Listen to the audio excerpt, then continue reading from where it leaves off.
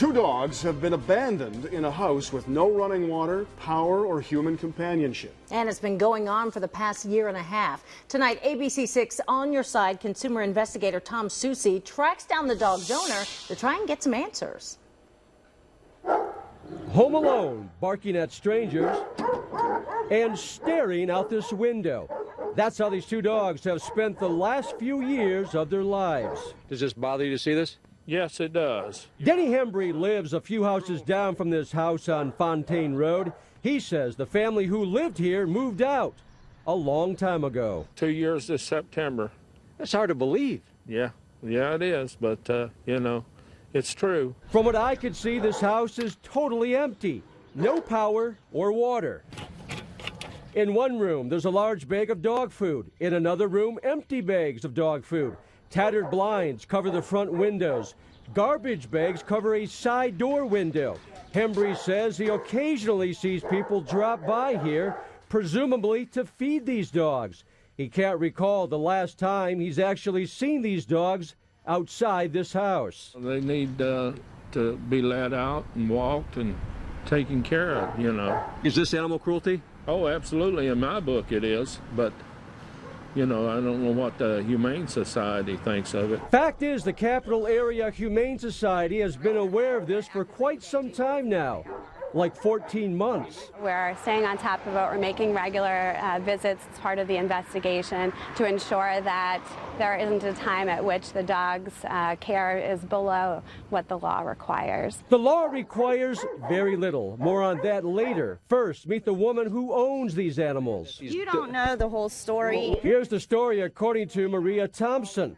Thompson admits she moved out of this house about 18 months ago. Thompson's mother is the owner of record. Court records show property taxes are delinquent, and this property was scheduled to be sold at a sheriff's sale. The house was in foreclosure. We did not want our stuff outside when we came home one day. That's the reason why we're not there. This single mom says she moved to an apartment that doesn't allow pets. Thompson says she's trying to find another place where they can all be together.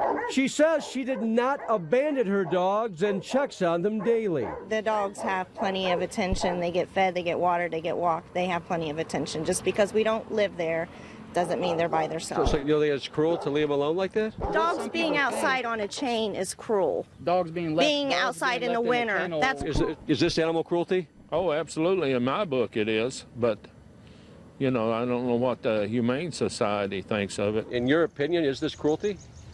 So as a spokesperson for a law enforcement agency, I have to say that cruelty is defined by the law, and this situation does meet currently the minimum standards of the law. The standards are food, water, and shelter.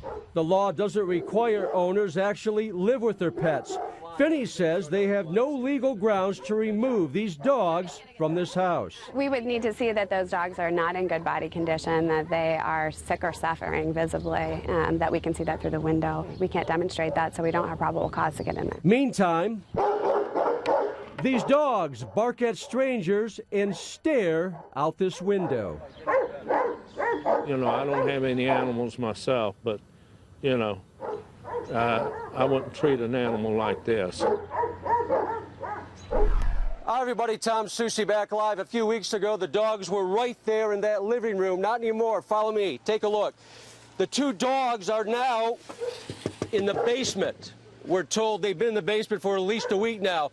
A couple hours ago, Maria Thompson called me and tells me she's going to rehome these dogs this week. Let's hope that's true. Guys, back to you. I was going to ask if you had a resolution pending, Tom. It's just such a strange story, and why it's taken 2 years. Was it just your appearance that pretty much made this happen? I think so. I mean, I don't like to pat myself on the back, but yes, it was dragging. This was dragging on both sides of the fence with officials and, of course, with the woman who owns these dogs. So hopefully these dogs will find a new home and find people that care about them. Keeping these dogs in a dark basement 24 hours a day is no way to do it. Yeah, give them a real life, not just one that meets the letter of the law, per se. That is heartbreaking. All right, thank you, Tom. Thanks, Tom.